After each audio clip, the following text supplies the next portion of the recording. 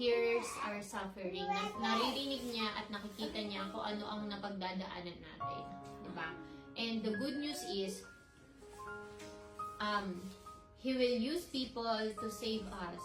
Or, pwede rin namang, He is with us and will deliver us in our situation.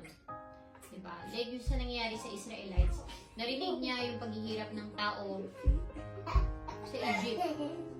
So, ang ginawa niya, inutusan niya si Moises para pumunta doon kay Pharaoh.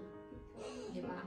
So, napaka-importante that naalalahanin natin na sa bawat pagkakataon is kasama natin si Lord. Sa bawat pagsubok na pagdadaanan natin is kasama natin si Lord. At hindi niya tayo pababayaan. Like for example today,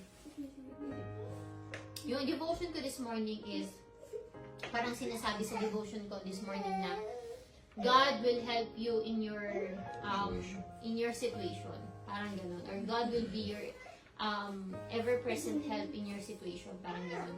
Eh di ba nga, ang nangyari sa akin is wala pa rin yung in-order ko na Foley insertion tray para sa mga nurses.